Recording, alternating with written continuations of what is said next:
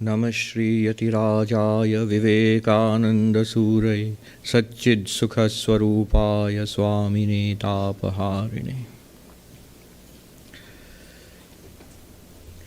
Namaste and good morning, everybody. What a turnout. Yes, this is Vivekananda. I was just thinking, looking at the turnout, the power is alive and well and shining forth ever brighter. Yes, the theme is light and luminosity. There is at the heart of all things an unlimited radiance. We Hindus call it Brahman, Satchidananda, existence, consciousness, bliss, limitless awareness.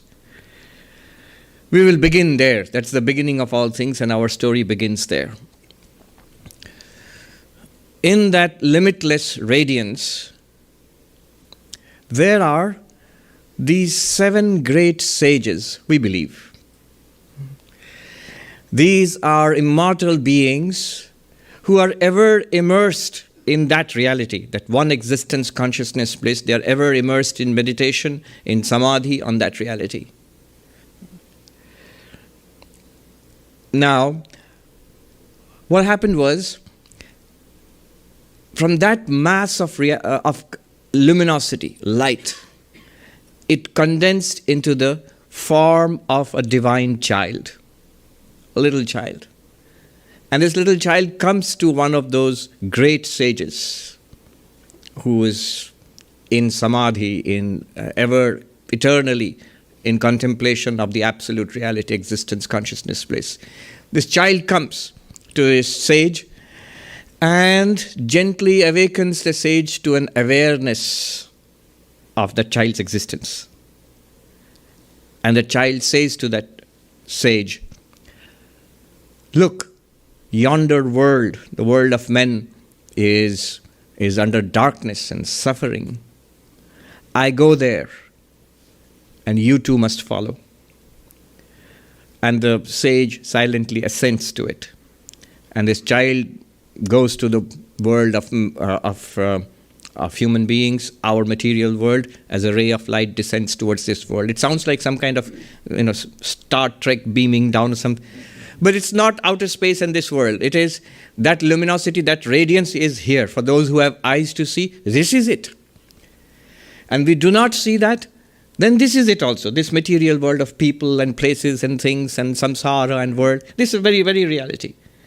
This is where that child appeared. Years later, this young boy, young man, Narendranath Datta in Calcutta, the city of Calcutta, who was in search of God. He would go around asking people, "Have you seen God?" And people give different answers, religious leaders, philosophers. Until he found one, somebody said to him, in fact it was a British professor of English in his college, in Scottish Church College, who said to him that this ecstasy, this divine communion, there is a man who experiences this. He lives very close by. He is Ramakrishna Paramahamsa in the temple of Dakshineshwar. And so Narendranath goes there.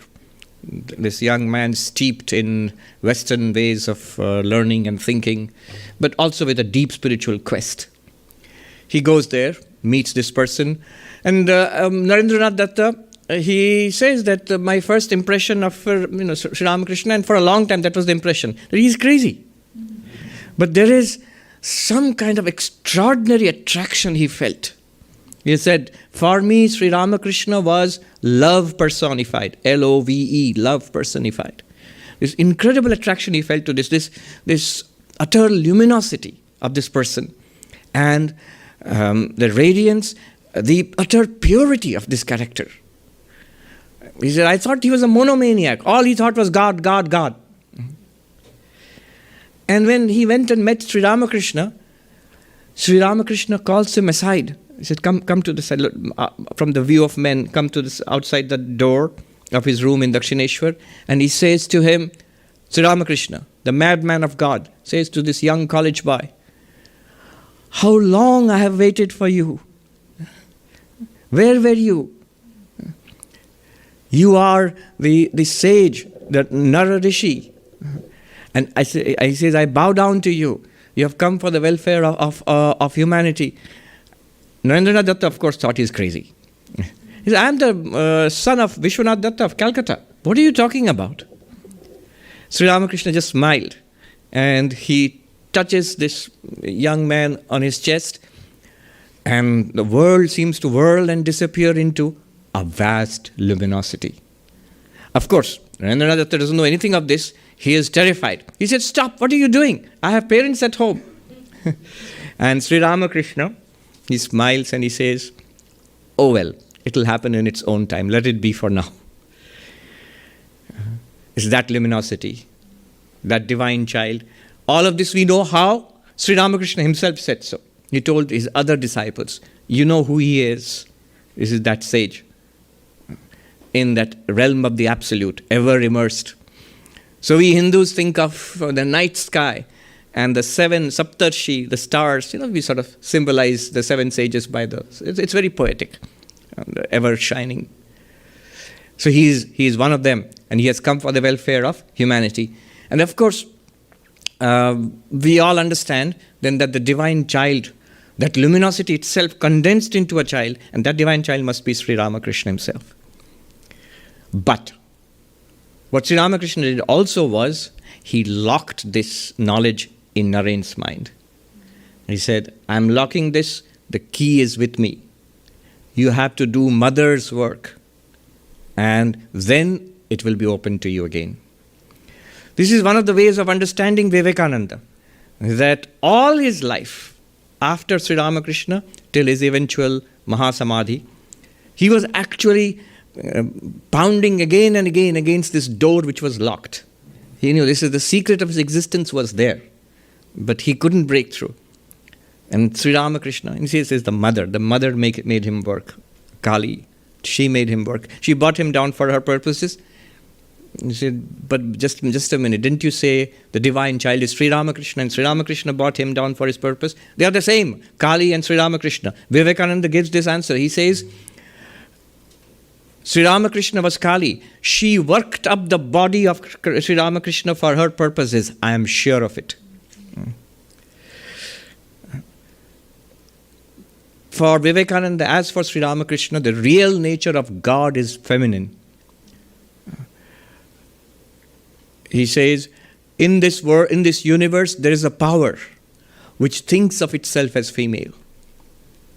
What is this power? In another place, Vivekananda writes that, you know what God is? This vastness, just as we are individuals, all these individuals, society, not just human beings, all living beings, all of it taken together, the sum total of all souls is the only God I know and bow down to, Vivekananda says. But it's not just a collective. This is the secret of God. It says it is also it is a person. Just as we are persons, this entire collective is a person with a capital P. That is the personal God, Ishvara. That is worshipped as mother in India. And that mother, it's Shakti alone who comes as avatars. When we say avatar of Vishnu, but it is the avatar of Shakti. All manifestation, this entire universe, and even the manifestation of God in this universe, which is the secret of the avatar or incarnation, is Shakti, is the Divine Mother. So she alone comes as incarnations, as avatars. Beyond this is that mass of light. Vivekananda writes, beyond even the personal God is what we call Brahman. There is no distinction of individual and cosmic. It's individual and total. There it is entirely impersonal. There you are the same Brahman. I am the same Brahman. And everybody else is that same Brahman. There God and the individual are one and the same. At our level, individual and cosmic are not one and the same. Just as I am not all, you are not all. The all is God. The individual is us. But beyond the individual and the all is the cosmic, is Brahman. One absolute existence, consciousness, bliss, which is that mass of light, which is the only reality that exists and appears as all of this. A lot of philosophy there, but that's the story actually. And at the very end, Vivekananda, did he ever realize who or what he is? He knew. He also knew that he had something to do. That he knew. That there was a mission to fulfill. That he knew. But even before he went, he came here to the West. The song we heard, that the Divine Mother is telling him there is something that you must do. So the mission that he accomplished, because of which we are here today. We are standing here, we are worshipping, we are observing the birthday of Swami Vivekananda. Why Vedanta is here in the West. Why all of Indian spirituality is here today in the West and all across the world. Why human civilization is what it is today. All of that. But Vivekananda always struggled to find out who or what he was. That secret. He always knew that he had something to do. He always knew that his time in this world is limited. When one of his well-wishers, an American lady here, wrote to him, cautioning him not to speak so boldly and so forthrightly. And he wrote back, "Madam, I have a message to deliver. I am in a hurry. I have no time to be sweet. I have a message to deliver, and I shall do so after my own fashion." The reason I got this book, generally I don't read out from books, but there is a letter, I want to get it right, exact words of Vivekananda. It's so powerful and beautiful. And when I got this book, I was reminded, we had this wonderful senior monk, Swami Mumukshanandaji, who passed away a few years ago. Very saintly, very pure soul, very humble, very scholarly. Now, when he would come to teach in the class or give talks, he would come with this many books, with all carefully bookmarked because of the quotations. He wanted to get it precisely right. And I remember we as young monks used to make fun of him. I mean, we wouldn't, not to his face, of course, but we would find it very, very funny that he would come to give talks with a bundle of books. And now I'm doing the same thing. I must be getting old. So here is a letter towards, not at the very end, but towards the end. This is in 1900 from California. He's writing to Josephine MacLeod.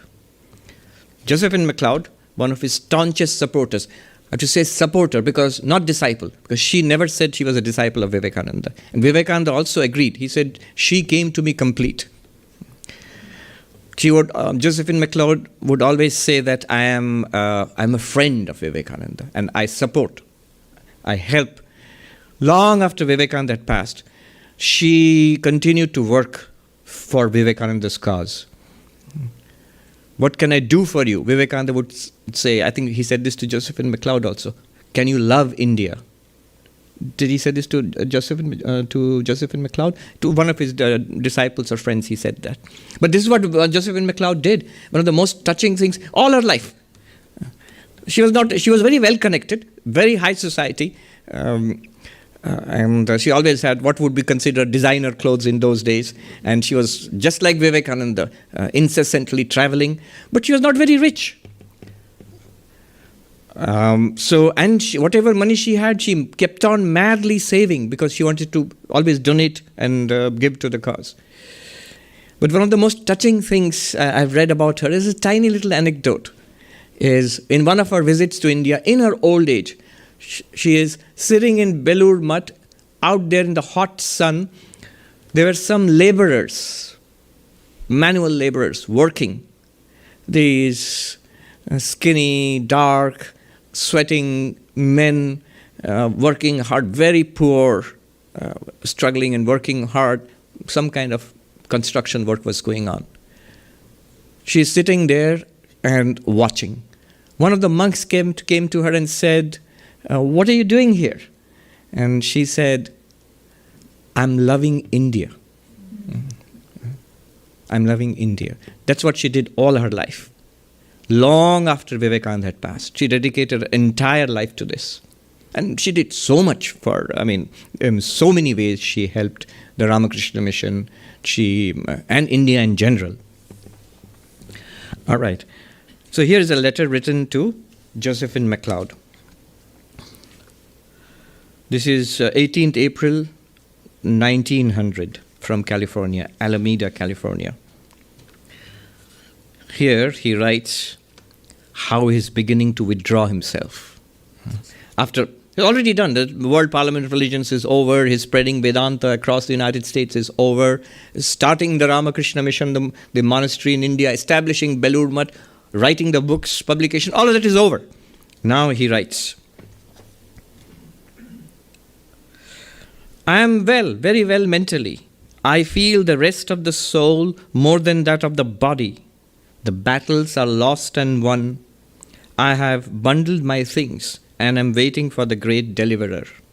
Shiva, O Shiva, carry my boat to the other shore.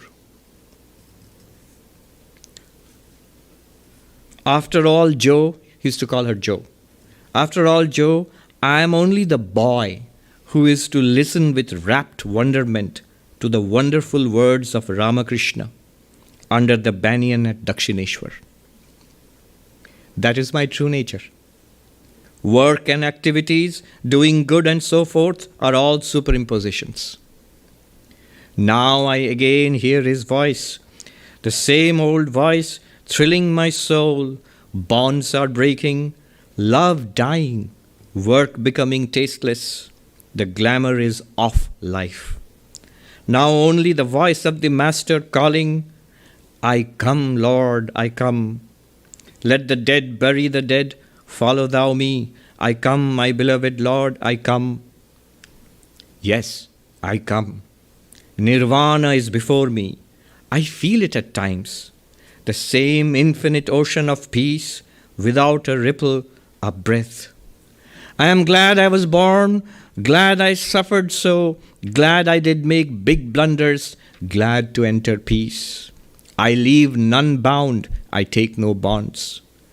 Whether this body will fall and release me, or I enter into freedom in the body, the old man is gone, gone forever. The guide, the guru, the leader, the teacher has passed away. The boy, the student, the servant is left behind. The sweetest moments of my life have been when I was drifting. I am drifting again. With the warm, bright sun, the bright, warm sun ahead and masses of vegetation around, and in the heat, everything is so still, so calm. And I am drifting languidly in the warm heart of the river. I dare not make a splash with my hands or feet for fear of breaking the marvelous stillness. Stillness that makes you feel sure it is an illusion. Oh, it is so calm. My thoughts seem to come from a great, great distance in the interior of my own heart. They seem like faint, distant whispers, and peace is upon everything. Sweet, sweet peace. Like that one feels a few moments just before falling into sleep. When things are seen and felt like shadows, without fear, without love, without emotion.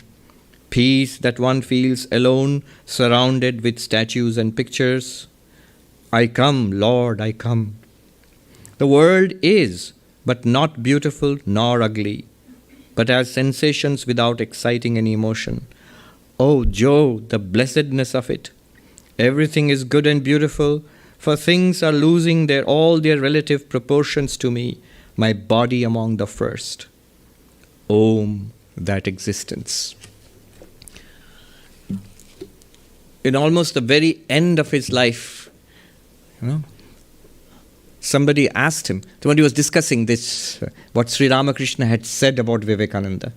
And somebody asked Vivekananda, do you know what Sri Ramakrishna meant, when he said these things about you? And Vivekananda said, now I know. And everybody fell silent because Sri Ramakrishna had warned them that do not talk about this to him. If the day he knows who he is, he will leave this body and go back to that realm. And that he did. He asked one of his disciples, this was 1902, asked one of his disciples, select an auspicious date from the Indian calendar. And when he came to that date, and in a particular date, Vivekananda said, stop, let it be. And that date corresponded to the 4th of July in the English calendar. The Independence Day of America, which he so loved, It's not a coincidence that he would select the date of his departure from the world, freedom from the body, freedom from material existence, and the Independence Day of America. Again, very, very much in keeping with his philosophy, his the deep non-dual philosophy. It's not that there is a spiritual world and there is a secular world. It's one reality. The Upanishads and the American Constitution, Declaration of Independence, they're all spiritual documents. This is the great teaching. We'll talk about that later.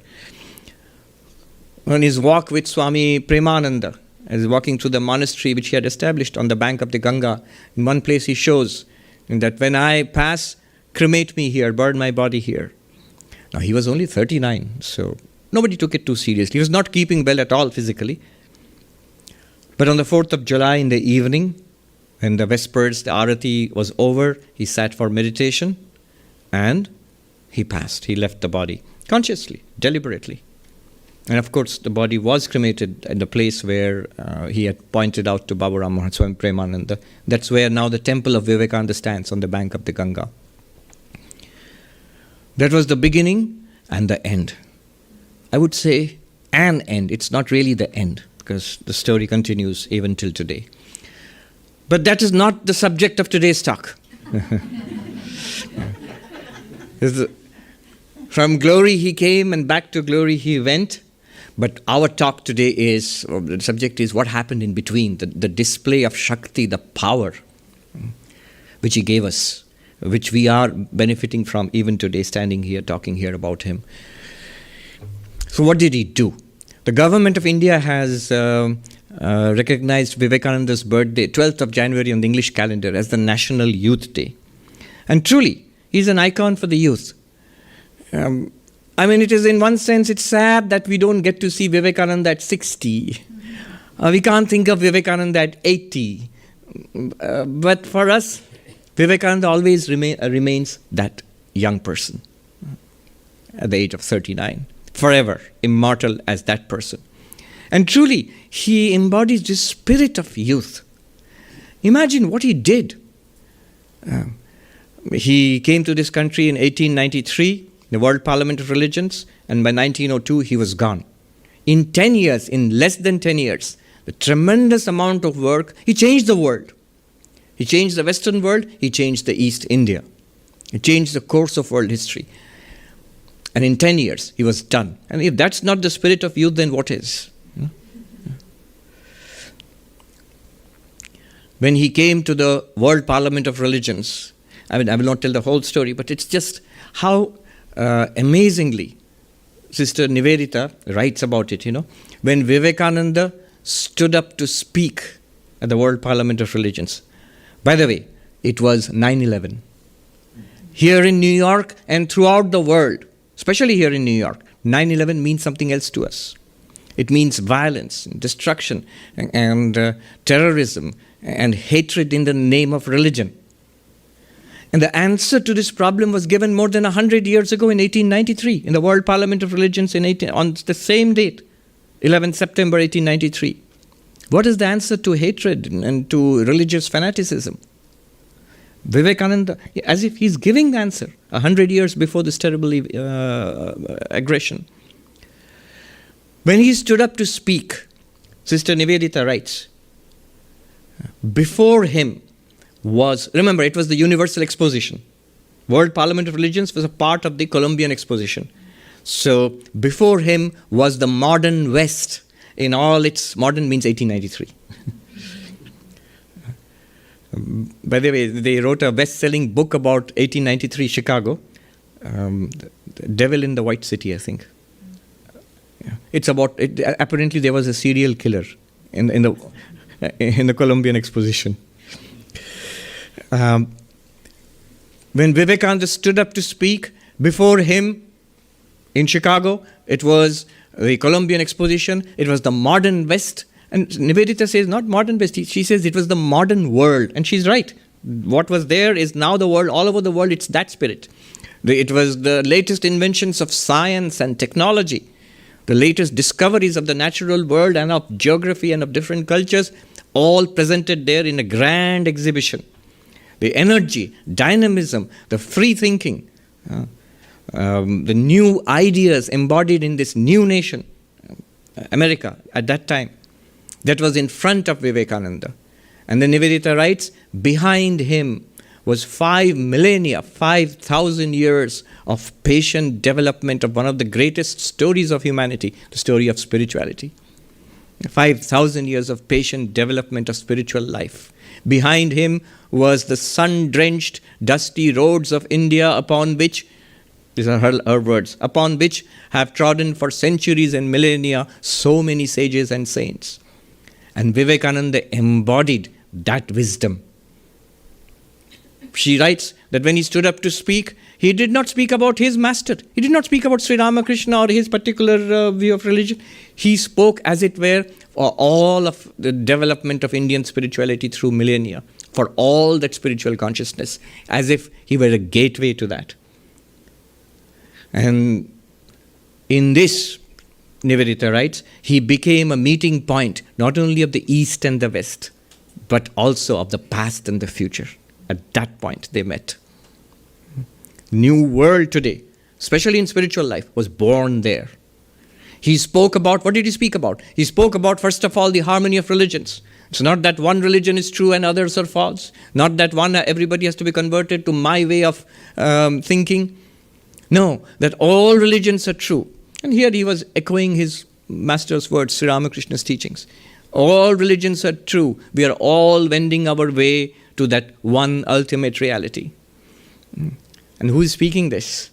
Vivekananda, who has come from that realm of the absolute. We are all wending our way, all of human civilization, through various religions, not just religion, through all ways of life. That struggle which is going on, which we call civilization, which we call life itself, is moving. There's a purpose to all this. We are moving towards that absolute reality. He spoke about the divinity within us.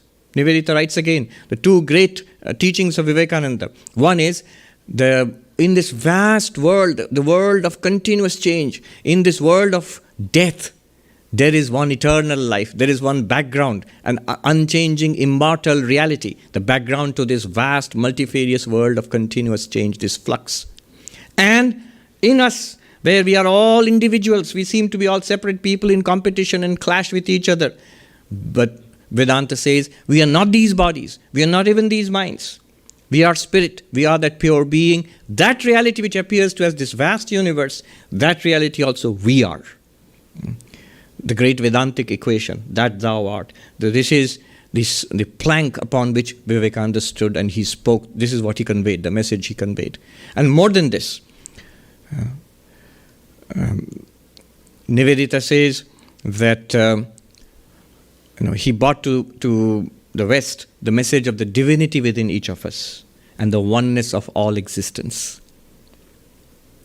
And she says that these ideas were there in ancient India. Even if Vivekananda had not lived, Gita and the Upanishads, they would have been there. But Vivekananda not only presented that old message in new words, but he did something more. She says, is it true that there was nothing new in his teachings? There was. To the old idea of the Advaita Vedanta, the non-dual Vedanta, the identity of the human and the divine, and the Vishishtadvaita, that all of this is one integral whole. We are all part of God. And Dvaita Vedanta, dualism, that there is God and we are there separate and we worship God. They seem to be different philosophies. And India, they were all these great schools of Vedanta, Dvaita Vedanta, Vishishtadvaita Vedanta, Advaita Vedanta, which for 1,000 years from Shankara onwards, they have engaged in dialectical combat in debate. Which is the right interpretation of the Upanishads? Which is the right interpretation of the Gita? Vivekananda, Sister Nivedita says, Vivekananda gave us this idea that they are all developments of that one stream of thought. It's not that one is right or the other is wrong. They're all right. They're all developments of that one stream of thought originating from the Upanishads and the Gita. You can worship God as separate. I am a creature and God is the creator. I am human and God is divine. And I worship in temples and churches and mosques and synagogues, in gurudwaras. In all these places, God can be worshipped in all special times, in special forms, in special names. God can be worshipped. The dualistic mode of worship of God is perfectly all right. It will take you to the absolute reality also. Or the one divine, not separate. All of it is pervaded by one divinity. All this entire universe and all of us. God dwells in all of us. We are all part of God. That too is correct. And then finally, neither you nor I, no individuality, no difference, one unlimited, undifferentiated mass of radiance, existence, consciousness, bliss. That is what you are, Tattvamasi. That is also true. From different perspectives, each of them is true, different spiritual realizations. Vivekananda often put it as a hierarchy. First dualism, then qualified monism, and then the identity. Dvaita, Vishishtadvaita, Advaita. But actually Sri Ramakrishna never made such a hierarchy. He just said, in whichever way, you take a pie and you eat it in this way or that way, it still tastes the same. It still tastes sweet. Then Sister Nivedita goes on to say, the greatest teaching, the master key which will unlock all of Vivekananda's teachings. She says, this is part of the simpler and still greater teaching, the still greater truth, that the many and the one are the same reality, seen by different seekers in different minds, mindsets, in different times, in different attitudes. What is the many and the one? The many is this universe. What is the one? There is God. And philosophy, theology, from the very beginning till now, has had this struggle. When you talk about God or Allah or Brahman or Shiva or Devi, or even if you don't believe in God, you still talk about Buddha nature and Tathagata, Garbha, the Dharmakaya, whatever you talk about, the ultimate reality. Your philosophy says that there is this something which is an ultimate real. And that reality, what connection does it have with this world? Here is our life. There is what you're talking about. What's the relationship? What are we to that? Are we separate? Are we part of it? Or are we one with it? Various questions can be asked. And for that, this one and the many, multiple answers have come. And the religions of the world and the philosophers of the world have given various kinds of answers to this. Vivekananda, he comes and he says, one and the many are the same reality. Just to take a quick survey, if you take the Nyaya Vaisheshika philosophers of ancient India, they said the one is real, there is a God, and the many are also real, separately. They were pluralists. There is a material universe, there are substances, we are all substances here. And their substances have qualities, and there are actions, dravya, guna, kriya, there are relationships. So they constructed a world, pretty much common sense, the way we experience the world, and they said this is it. And there is a God, Ishvara. That was, one is real, many are real, and they are separate. Then comes the Sankhyan. One is Purusha, and the many they put it under another reality called Prakriti, nature. That nature alone becomes the many, and you are Purusha, consciousness. That's another way of looking at it. Another way of looking at it would be the one alone is real, and the many are appearances of that reality. The Advaitin. The Brahman alone is real, and the many are appearances of that. That's another way of looking at it. What Vivekananda said was the many and the one are the same reality. And then what is the upshot of that? What is the conclusion? What follows from that? What follows from that is all of Vivekananda's great gifts to humanity. Nivedita says, if that is true, then it's not just religion which is spiritual, but our secular life also becomes spiritual. If it's the same reality. If your office and the temple are the same reality. If God and human beings are the same reality. If meditation and work are the same reality, then not that one is spiritual and the other is not spiritual, it cannot be so. So she says, henceforth, no difference between the sacred and the spiritual. And sacred and the secular. No difference between the sacred and the secular. To labor is to pray. To have and hold as strict a trust as to quit and renounce. The office the farmyard, the schoolroom, the shop. They are as fit a place for meeting of God and man as the meditation hall or the temple. It's not that you cannot meet God here. You can do it here, but you can do it there also. And she says, this is what made Vivekananda the great teacher of karma, action, not as divorced from jnana and bhakti, but as the expression of jnana and bhakti.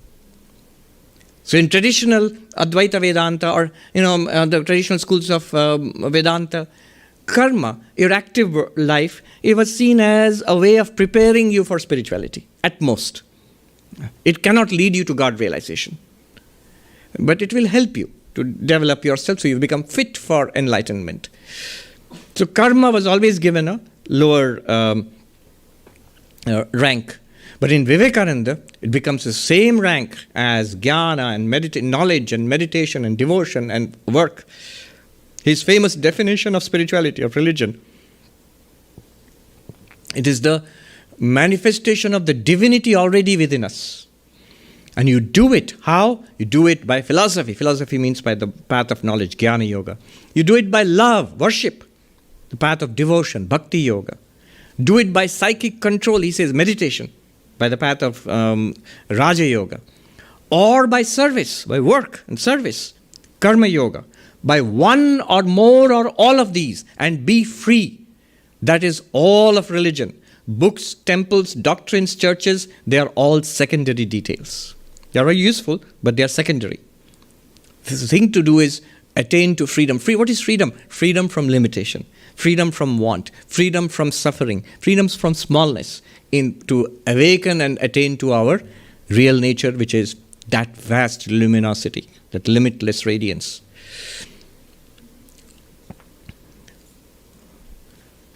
His brother disciple, Swami Ramakrishnananda, wrote a hymn, Vivekananda Panchakam, 5 verses on Vivekananda. In the first verse, he describes the essence of Vivekananda. He says, Anitya drishyeshu vivichya nityam tasmin samadhatta ihasma leelaya viveka vairagya vishuddha chittam yosau viveki tamaham namami. I salute that Vivekananda. He calls him Viveki, the one who practices and embodies Viveka. But what is Viveka? What does this Viveka mean? Anitya drishyeshu vivichya nityam. Here is the heart of Advaita Vedanta. In this world of flux and ever-changing world, time is passing. Scene after scene is coming before you and disappearing. Our bodies are continuously changing, from birth to babyhood to childhood to teenage and youth and middle age and old age. Our senior-most member, Bill Conrad, he is in a senior facility. When he went there, he said, it's not bad, but there's one problem here. And what's the problem? He said, they are all old and decrepit. That's his complaint in the senior facility. And he's 98. So our bodies, they become old and decrepit.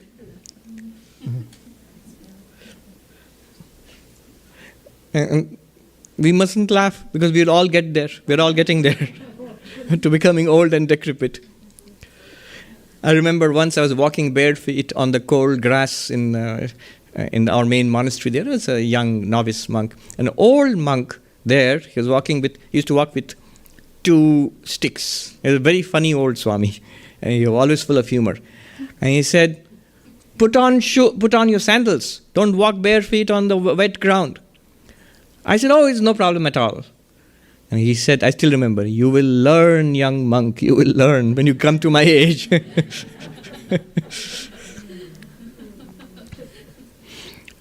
Another funny thing about him was, so he used to walk with 2 sticks, he used to walk like this. Now in the Mandukya Upanishad, there is a saying, Soyam Atma Chatushpat. Literally it means the Atman has 4 feet. What it basically means is it is waking, dreaming, deep sleep, and through that you realize the ultimate reality, the underlying that same mass of luminosity which appears as waking, dreaming, deep sleep, the fourth. So, but it said that Atman has 4 feet. And whenever I would see him, I would say, Soyam Atma Chatushpad. Here is the Atman with 4 feet. It's walking. World is continuously changing. Our bodies are changing. And our minds are changing all the time. How much so? From childhood to youth to middle age, our mind, just imagine what your mind was 10 years ago. Just imagine what your mind was like when you were a teenager in high school. We would be very embarrassed to think that, oh, that was me, that's what I thought. It was. But don't be embarrassed because, again, it was not. It was just the mind. Just as you are not your clothes, you are not even your mind. So you can save yourself the embarrassment. You are fine. The mind was like that. And imagine what the mind was like when you were a kid, 10 years old, 5 years, and you can't remember. We can't remember. What was the mind like when we were 6 months old? It would be such an alien mind to us. The mind is continuously changing. The body is continuously changing. People are changing. Time and space, ever-changing scenes are coming and flowing before us in this anitya drishya. And this anitya means impermanent, transient, temporary. The Buddha says, what is but life but a bubble on a fast-flowing stream? What happens to a bubble on a fast-flowing stream? Bursts. It's very delicate. I have a good friend here in Central Park who blows bubbles. That's what he does all day long. Beautiful, iridescent, colorful bubbles, huge ones, soap bubbles. And they float around for a few seconds. If you touch it, it bursts. And it disappears back into space. That's what our life is. And he does this beautiful trick. Little kids love those bubbles. And he has this beautiful trick where he makes a little kid stand and he blows a bubble around the kid. So that's very beautiful. But that's what we are. I was thinking, here's our bubble. And the body is part of that bubble. And our thoughts are part of that bubble. And it bursts. Anitya drishya. And then is the word drishya. Notice one thing, however. One thing. All of it appears to you. You are the one who experiences this. You say, yeah, that's true. So, that seems to be part of the problem. That we are experiencing this massive change and aging and disease and death and old age and decrepit. But you are experiencing it. That which is experiencing is not part of the bubble. The body is part of the bubble. Mind is part of the bubble. But the mind is appearing to you. The body is appearing to you. And the bubble of this life is appearing to you. That, the pure subject, is consciousness, is awareness, is that mass of light. We do not know it. We do not see it. It's there. Vivekananda called it the open secret of what we are. This unchanging mass of illumination, light shining, light not this physical light. Nature of this light is consciousness. This light shining, this is what we are.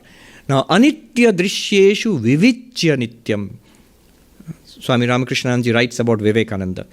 In this mass of change, continuous mass of change which everybody experienced, he also experienced. But the difference is, in this, he was able to, vivichya literally means, the Sanskrit word means vivich prithak karane, separating.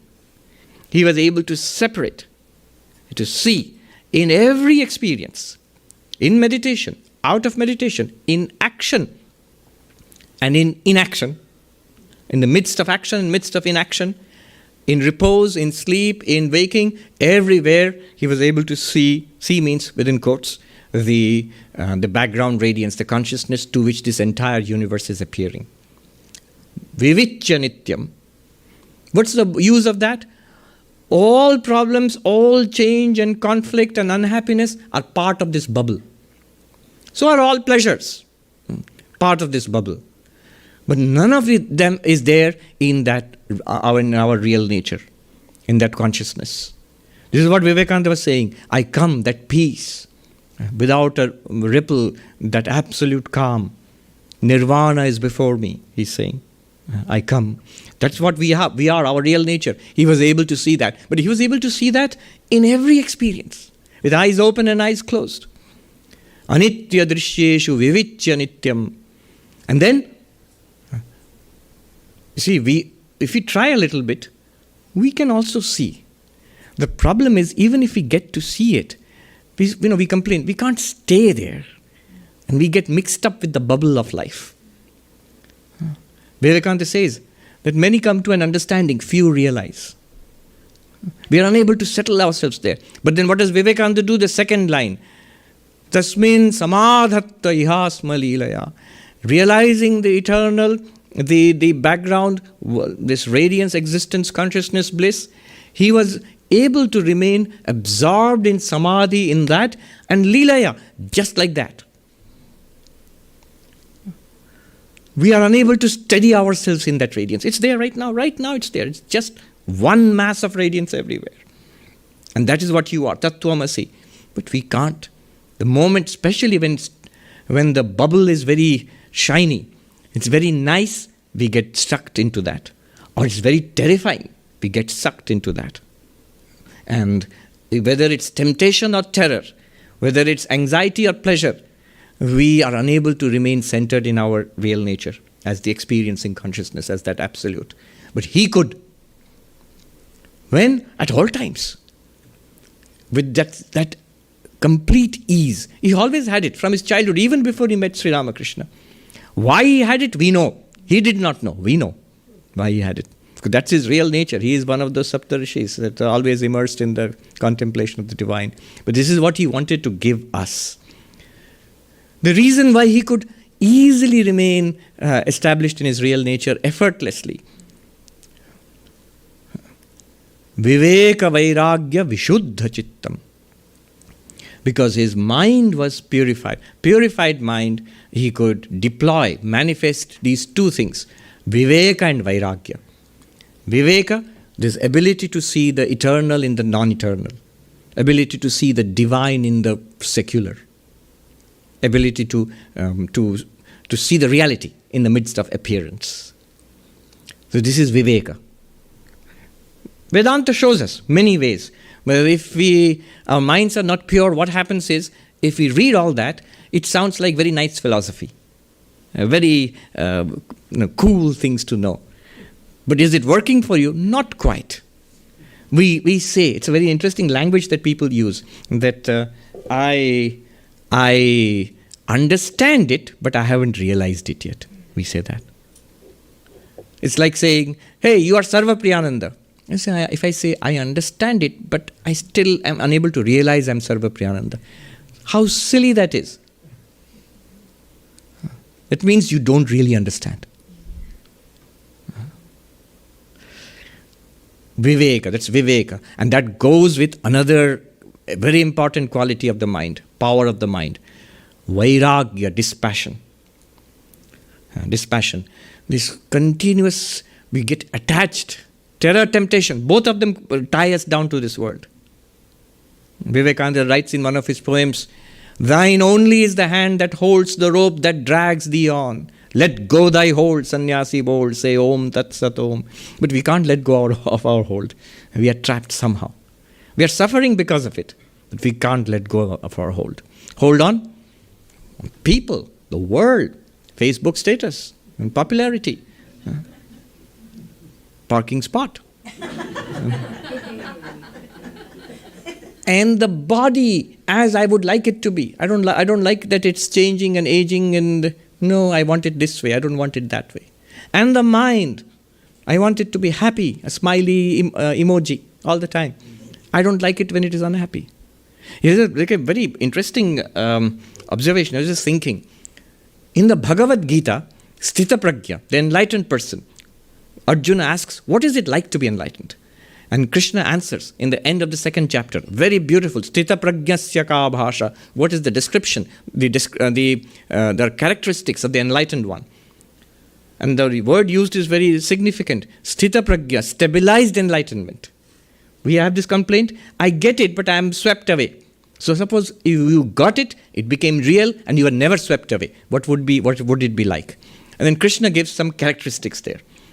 All of them match Vivekananda, and yet in some cases they don't. Very interesting. He says, first of all, Prajahati yada kaman. One must be able to be completely absorbed, shut down the world, shut down thought, feelings of the body, mind, be absorbed in the reality Aham Brahmasmi, in Samadhi. And Vivekananda could do that very easily. We see this. Second, he says, at the level of our minds, Krishna says, in Samadhi, I am Brahman, centered in the reality, centered in the light within. Good, that's one, most important. Second, what about the mind? When you are interacting with the world, what is the mind of an enlightened one? What is it like? Dukkeshu anudvigna mana, sukheshu vigataspriya. He says, when things don't go your way, even if you're enlightened, there will be things which will not go your way. Old age and decrepit, that will come. Then what happens? Anudvigna, not upset. When the setup is not to your liking, don't get upset. The enlightened one does not get upset. Sukheshu vigataspriya. When things are going my way, I don't have this thirst, this hunger for more, give me more of this, and let me hold on to what is there. No. So this detached. But here, I was just thinking that Vivekananda was not like this. You'd say that the serene evenness of mind, but Vivekananda could get pretty upset. He would be quite emotional, he would be quite joyous, and he would weep in sorrow. I was thinking, this is a deeper understanding of what Krishna is saying. It's not that the enlightened one will be sitting quietly and serene, whatever will happen, doesn't matter. Shrug. I am Brahman, let whatever will happen, happen. I will not let my mind get upset. If nice things come, I will not let my mind be happy. But a deeper understanding is, let the mind weep with the sorrows of the world. Let the mind be happy with the happiness of the people. You are Brahman, you are pure consciousness. What is it to you? That's a fuller life. He wept. But notice one thing. His weeping and his joy were all for others. He was completely unself-conscious. The difference is, the unenlightened person, we weep for ourselves. I, me and mine. We are joyful for ourselves. And nastily, just the reverse for others. When people are weeping, a little delight inside. People are happy, little jealousy inside. Vivekananda was just the opposite. He had completely self-effaced. Once Vivekananda was getting ready for a talk here in the United States. He was looking at the mirror, looking at the mirror. And one of the American ladies there, she thought, oh, this young monk, he is vain of his looks. Vivekananda understood, and he looked around and he said, Madam, you know, the strangest thing, the moment I go away from the mirror, I completely forget what I look like. So he's coming to take a look. He is not aware of his own existence. That's why when he would speak, Josephine MacLeod, she met Vivekananda here in New York. And she says that it's like a door had opened and, no, this was another person. Another American lady, she became a very famous poet later on. She says, when Vivekananda started speaking, it's like a door had opened, the form disappeared. It was like a great voice, like a bell. It kept ringing and took us to an impersonal level, that as if a vast mass of luminosity was before us. So because he had no self-consciousness, he could be happy with your happiness. He could weep at your sorrow. He would sympathize completely and yet be completely detached. That was Vivekananda.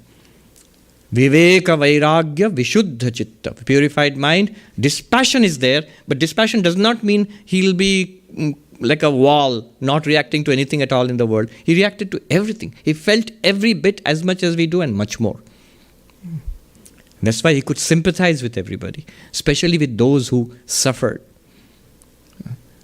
He says, my God, all of this, all humanity, all living beings, that's the only God I recognize and I worship and I bow down to. But especially, my God the poor, my God the sick, my God the wicked. Those are the objects of my special worship.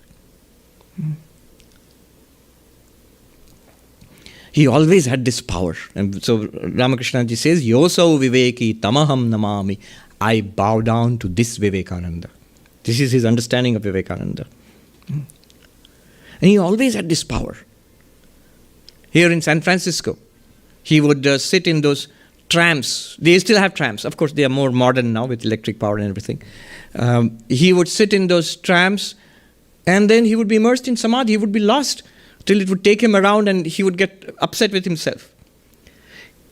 It was difficult for him not to be in samadhi. I think Mary Louise Burke, she remarks that it seemed that he had this series of like mini samadhis throughout the day. Here in New York, one of the beautiful descriptions. After Chicago, he came to New York, established the Vedanta Society of New York, us, in November 1894. Rented locations. One of the most beautiful descriptions is how Vivekananda, he said he would be in a meditative mood, in silent, absorbed in the luminosity within. And he says, while this great city slept at the night, Vivekananda meditated. Sometimes the most wonderful experience would be in the daytime, in that room where in that apartment where he stayed, there was rented. It would be you would walk into a room where Vivekananda was there, and suddenly you would be struck by the absolute silence there. He is in samadhi. And one would slowly back out of the room carefully. So kind of silence and luminosity used to pervade the atmosphere around him. He always had this power. Sometimes, to his embarrassment, he would sit in a class in New York here, teaching meditation, Raja Yoga, Patanjali Yoga Sutras, and to demonstrate meditation, he would start meditating, go into samadhi. Half an hour, 1 hour, 2 hours, until the audience would slowly get up and carefully leave. And he got impatient with himself. And he taught some people, remember, they did not know these things. That a special word, a mantra has to be said. Say it in my ears when I'm in that particular state. It shows you exactly what Sri Ramakrishna used to do. To those people around him in Dakshineshwar, if I go into samadhi and don't come down, chant this mantra, this particular mantra in my ears. And different bhavas and different mantras. Which shows you samadhi is not a state of unconsciousness. It's a state of heightened consciousness. It's perfectly aware, but absorbed in one thing. Not in other things will not get through to him. But something related to that will get through to him. Something related to that idea of the divine. So he always had that power. And he could throw others into it. Here in New York, Vedanta Society, he's giving a talk. Abhedanandaji has come from England to help him here. From India to England, and England to here. And Vivekananda is giving a talk. Abhedananda later writes, I felt as if my kundalini was rising when I listened to Vivekananda. Everybody felt their minds were being raised. He could transmit spirituality. It is not just a talk. He's giving. He says, Vivekananda said later, do you think in America I just gave lectures? No, I gave them spirituality. After one of the talks, Abhedananda, foolishly I think, he announced, now there will be a question answer. And Vivekananda scolded him. Question answer after this? Do you want to spoil it? After this? What question answer? Let them go away carrying this with themselves. In Belur Math, he is talking with visitors under that big mango tree, which is still there, barely alive now with support and all, but he used to sit under that in a cot and talking with visitors. Now, people would be affected by this transmission in different ways, depending upon their level of understanding. So that day, he was talking with visitors. Swami Premananda, he would conduct the worship of Sri Ramakrishna. At that time, it was the old temple. If those who have gone to Belur Math, in the courtyard, before the big temple was constructed, the old temple on the first floor. So Swami Premananda would go up there, finish the worship of Sri Ramakrishna, would come down with the tray of the flowers and the sandal paste and the offerings, and he would go to the Ganga to conduct the worship of Ganga with the tray of offerings. So Vivekananda was talking, and the subject came to God realization of Brahman. And Vivekananda says, do not seek, just see Brahman. Here is Brahman. He says, here is Brahman. The moment he said this, a stunned silence descended upon the courtyard. And all the people who were sitting around him, they were lost in deep meditation. But at different levels. None more so than Swami Premananda. another disciple of Sri Ramakrishna, who after finishing the worship in the temple was coming down, walking down towards the Ganga with the tray of offerings. He was not part of the conversation. He just heard, here is Brahman. Just Vivekananda saying that. And he stopped in samadhi. One foot in front of the other. Like a picture. They stayed, that courtyard, that stayed in that blessed moment for some time. And then Vivekananda quietly said, he used to call Baburam Dai, go, please go. And Baburam Maharaj started walking. He always had that power of becoming immersed in the Absolute himself and throwing anybody else. One of his disciples asked him this question. Vivekananda was very pleased with him, young man in Calcutta, and said, ask me anything, ask me for anything. And that disciple said, tell me what is Maya. Vivekananda said, ask me a different question. And that disciple wasn't going to let go. He said, having got a guru like you, if I don't understand this mystery, then I will never understand it. I want to know this. Then Vivekananda started speaking, and the disciple has recorded his experiences. He said, as I listened to Vivekananda, the world whirled around me, and as if everything disappeared. I couldn't see the room around me, I couldn't see my own body or Vivekananda also, but only his voice continued. And there was this mass of luminosity which was there. After some time, I burst out and said, but you, what you are doing, this work of the monastery, the Ramakrishna mission and all, it's all Maya. The world is Maya, even the work that you're doing is Maya. And then when he said this, he said, when I said this, I realized in Bengali you use two kinds of words for you, apni and tumi. Apni means thou, you, respectful, which you would use to a senior, a parent or a guru. And tumi is what you would use to a friend. All Indian languages have these addresses. And this person, he said it, and then suddenly it struck him, I'm talking to Vivekananda and I said tumi. The way you address somebody, your equal. The moment he thought this, everything snapped back into place. The world and room and Vivekananda sitting in front of him. And he was staring at Vivekananda. Vivekananda looked down at him, he was smiling. He says, that is true. That's true means it is all Maya. If you can plunge your mind in meditation, become one with the divine, with Brahman. If you cannot, then come and help in this work. Vivekananda had said that let all vision cease, let all dreams cease. Or if you cannot, then dream but better dreams, which are eternal love and service free. What is the best possible life to lead? Even when we are not enlightened, in this life, which is eternal love, unconditional love. Doesn't matter what the other person is, what the other person does. Unconditional love. And expressed in my life as service free. I don't want anything in return. Vivekananda said, give, and do not look back. Whoever looks back, their ocean dwindles into a drop.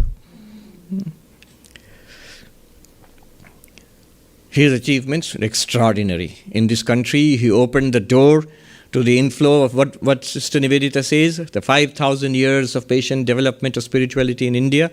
All the accumulated treasures, they began to flow into this country. And through in the United States, across the world. Phil Goldberg, in his book, American Veda, he has shown how Vivekananda came, the Vedanta societies. This is the first one. He speaks about this Vedanta society also. And the next one was in San Francisco. Vivekananda established that. And the others were established also after this. But not just the Vedanta societies. It shows how many teachers, Swamis and yogis and lamas, Buddhist teachers, Vedanta teachers, yoga teachers, bhakti teachers, teachers of meditation, even Hatha Yoga, all the yoga studios and all the stretching and asana, all of that, it came in the wake of Vivekananda. And not just the practices, a change in the way we think. Phil Goldberg has a chapter. The Swamis taught the smart guys and the smart guys taught the rest of us. That's the name of the chapter. He talks about, for example, right here in New York, he talks about Salinger, J.D. Salinger, one of the most beloved novelists of America, who after the war, he wrote this, Catcher in the Rye. So they made a movie about Salinger recently, Rebel in the Rye.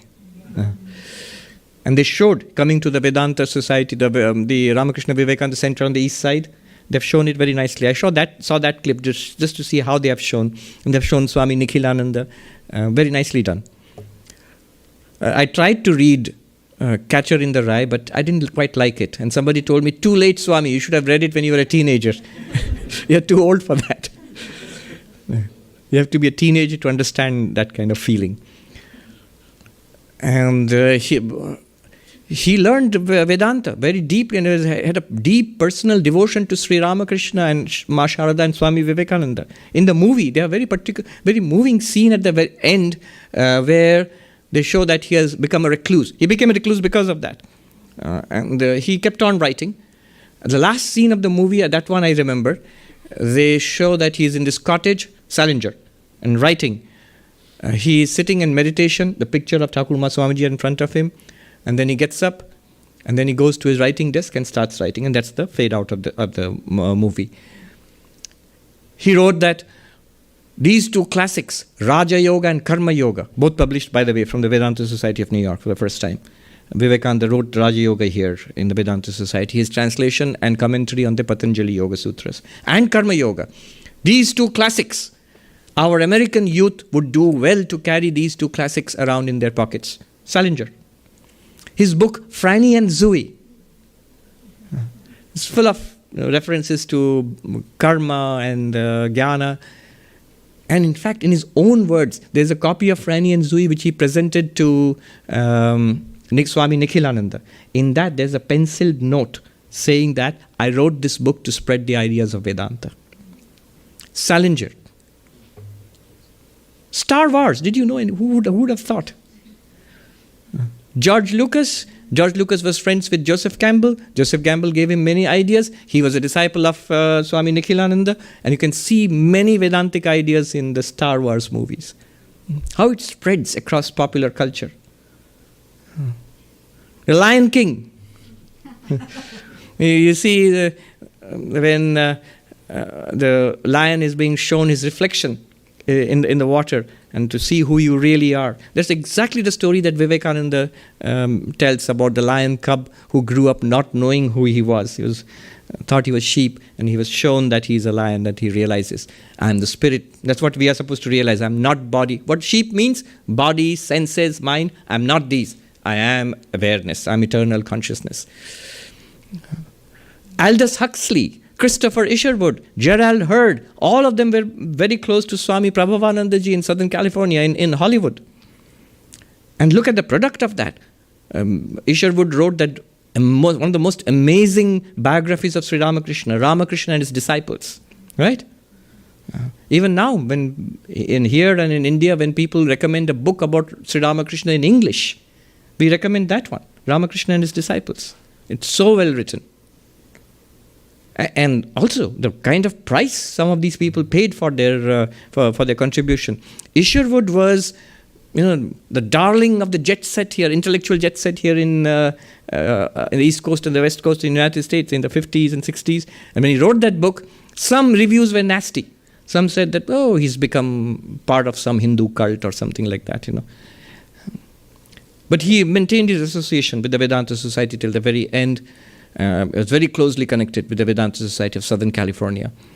Aldous Huxley, one of the leading intellectuals in Britain, and then they were all British, by the way. Huxley, Christopher Isherwood, Gerald Hurd, Alan Watts. Alan Watts was not directly connected with Vedanta, but he taught Vedanta and Zen, a kind of eclectic mixture of both. Aldous Huxley, his amazing book, The Perennial Philosophy. Houston Smith, major figure in the study of comparative religion, and his book, The World's Religions. He wrote that he was a disciple of Swami Sarvapriyananda in the Vedanta Society in St. Louis. So this spread of Vedantic ideas, yogic ideas of, and then later on Buddhism and so on, that Vivekananda was the pioneer. He opened the door here. And he went back to India, the other side of his work. Sister Nivedita writes, when he stood up to speak here in Chicago, His message for the West, he said, I have a message for the West as Buddha had a message for the East. But his message, his words, Nivedita writes, traveled back across the dark oceans to a land, to his motherland, asleep, to awaken her to a sense of her greatness. When he went back to India, India which was colonized, which was starving, superstitious, divided, he was the first person, historian says, to consistently refer to himself as Indian. Other leaders at that time, they called themselves Bengali or Maharashtrian or Tamil or Punjabi. And within a generation, within Vivekananda's generation itself, all leaders in India, political and thought leaders and writers, they were talking of themselves as Indian. He, I would say, kick-started the Indian national movement, which finally led to the freedom of India. Now we are celebrating the 75 years of Indian freedom. Whether it is Pandit Nehru, the first Prime Minister of independent India, who said that in my generation we all read Vivekananda. And I would urge the youth of today, this is after Indian independence, to read Vivekananda. Or Dr. Sarvapriyanandaji Radhakrishnan, the philosopher and President of India, who was at Harvard University, I saw the Center for Study of World Religions, was inaugurated by Dr. Radhakrishnan in 1950s, I think, late 50s. He was inspired by Vivekananda. Down to our present Prime Minister Modi, from his youth onwards, is inspired by Vivekananda. So the tremendous effect of Vivekananda on India and the West, this was the power that was unleashed. He came from a region of luminosity, a region of light, luminosity, our real nature, his real nature, our real nature. And he came to give us that message. Not just a separate message of spirituality, but a global message which includes not just spirituality, not just religion, but science and art and human civilization as such. And what he has given us is we are just beginning to see the working out of that in this world today, whether in India or here. And in the centuries ahead, we will not be alive, but people will keep on seeing what happens. I am sure, as the decades and centuries roll past, all the great figures, good and bad, of the 20th century, of the 19th century, will diminish and fade away into history. And Vivekananda will stand taller and taller and taller. When people look back 100 years, 200 years, 500 years from now, back into history, the first figure they will find is Vivekananda. I am sure of it. I can see it happening. I'm not prophetic, but on this day, I pray to Sri Ramakrishna, Ma Sharada, Swami Vivekananda to bless us all. We have come here. Sri Ramakrishna says, those who come here, it is their last birth. They will attain freedom in this life. What does it mean coming here? Sri Ramakrishna also says one more thing, that if they like the teachings of this place, he would refer to himself as this place. If they like the teachings of this place, that is the meaning of coming here. So we are here, yes, we say, we like the teachings. We like what you say. We like this view of life and spirituality and humanity. We pray to Thakur, Ma and Swamiji to bless us all, to give us viveka and vairagya, to fill our hearts with courage, with peace, with joy, and give us, by their grace, that vision of that infinite nature of reality and of ourselves in this very life itself. Om Shanti Shanti Shanti Harihi Om Tat Sat Shri Ramakrishna Arpanamastu.